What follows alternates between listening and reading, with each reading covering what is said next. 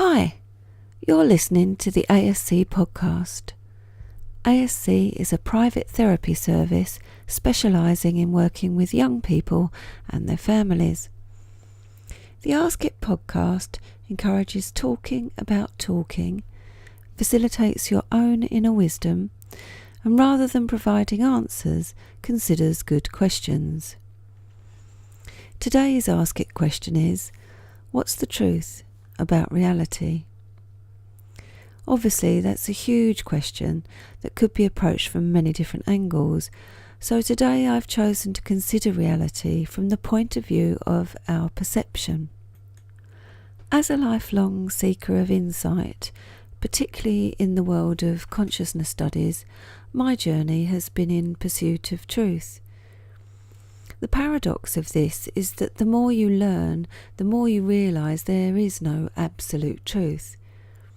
This realisation can foster more tolerance, openness, empathy and understanding, but it can also have its flip side. Being aware of other perspectives can bring about self-doubt.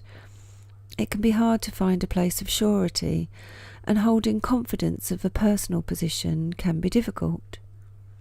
Whatever our circumstances, we're all trying to make our way through this human reality, trying to keep focused on a goal, setting out on an adventure, or just attempting to navigate a course to safety.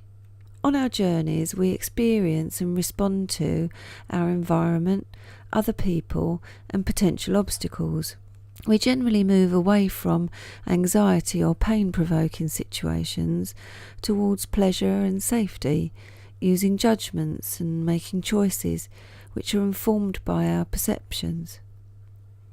However, science has demonstrated that our perception is actually somewhat limited, or, going even further, suggests that reality is only ever our best guess at what is. Anil Seth demonstrates this perfectly in his TED Talk. He played an audio clip that sounded like a stream of squeaks and whistles. He then read out a short statement, and he played the audio clip again. And this time the brain recognises the squeaks and whistles as the statement he had just read out, because the brain now has a frame of reference for its best guess.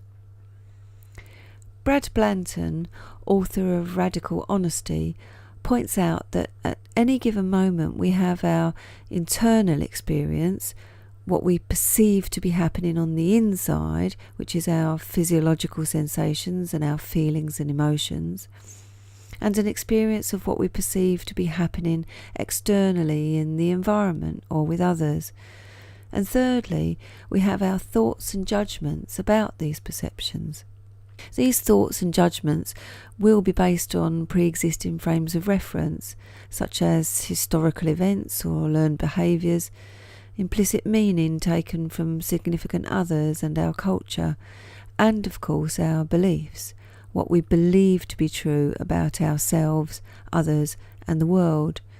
And Dr. Blanton warns that this is our great mistake, as our thinking takes us away from really noticing what is here and happening right now. Though in some ways this is a rather circular argument, because what I notice is informed by my perception. Of course, in a world full of sensory stimulus, it would be impossible to notice everything without becoming swiftly overwhelmed. So in order to prevent this, at any one time there is a great deal of information that is filtered out, omitted, discarded as not relevant, or avoided. This suggests that any experience is then necessarily incomplete or skewed. Even researchers supposedly analysing facts have to allow for their own personal bias. But what about situations in which we know we can be certain that there are just simple facts that cannot be argued with? For example, a group of witnesses all present at the same incident report the facts to the police. Well, it's well known that these accounts may differ widely in their descriptions and ideas about the sequence of events and the individuals involved in them. Indeed, a view which suggests that reality might be a little more fluid could be contraindicated for some mental health conditions such as psychosis. Imagine how terrifying it is to doubt your reality, to feel that nothing is solid, that you have nothing to hold on to.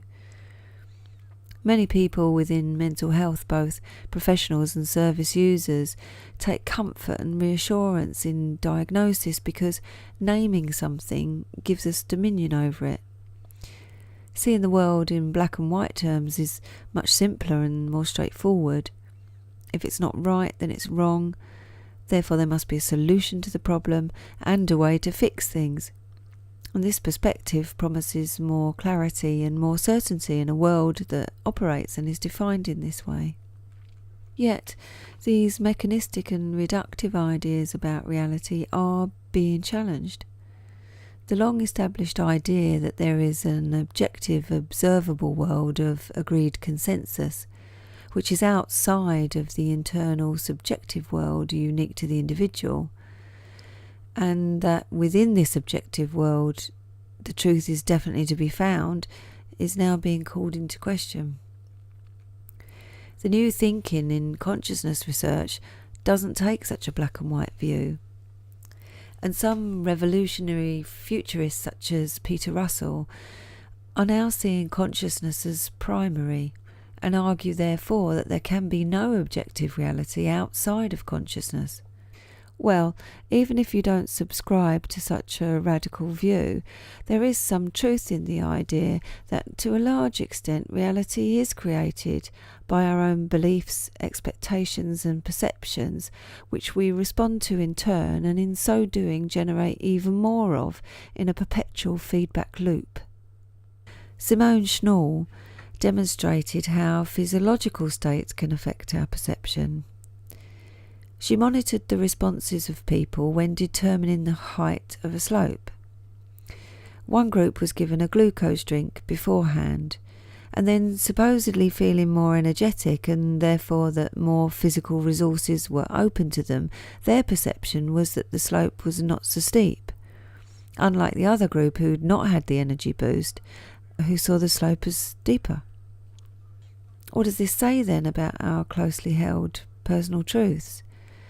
If I can't be certain of my perception of the here and now, then what about my perception of what I've already experienced, my memories of past events, earlier times, and my memory of my childhood? Much of our therapeutic work explores childhood and development. So what if my memories, my perception of what I believed happened for and to me are inaccurate? Well, that's even more unsettling because I've based my whole life's narrative on that. And in my work as a therapist, what does it mean if I'm working with someone and I begin to suspect that their narrative is not altogether truthful? Perhaps they're even blatantly lying. Or how do I work with that? What's the reality of that?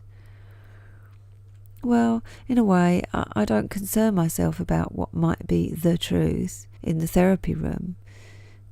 Rather, I see everything as a story, an allegory about experience, a metaphor. I imagine being in that story and how it might define my actions or responses, my beliefs and behaviours if I was that character. Much like a method actor who becomes the character he's playing. So where have we ended up? The world isn't real, our thoughts aren't real, our perceptions are false. Oh my goodness, what is left to hold on to? I guess my closing thoughts are less mind-blowing.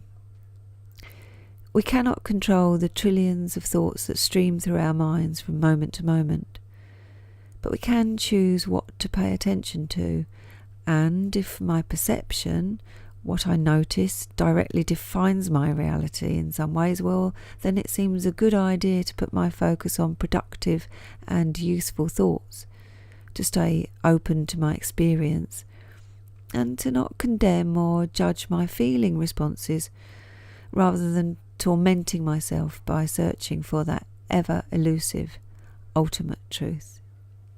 Disclaimer. Continuing my reflections on this particular Ask It question and this podcast in general, I wanted to make a short disclaimer.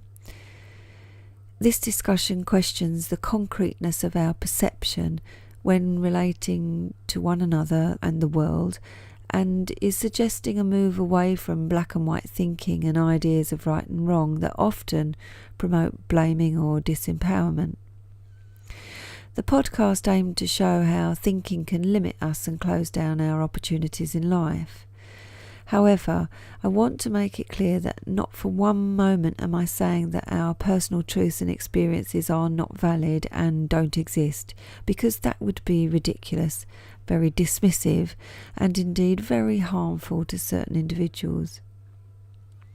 We all need to feel validated and understood, and to have our lives' events witnessed and given importance to, particularly in cases where there's been trauma and suffering involved. It's incredibly damaging for traumatic events to be dismissed or disbelieved.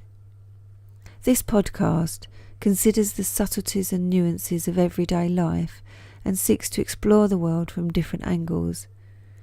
So to clarify, the Ask It podcast encourages talking and thinking, but does not promote a particular opinion and is not designed to provide any concrete answers.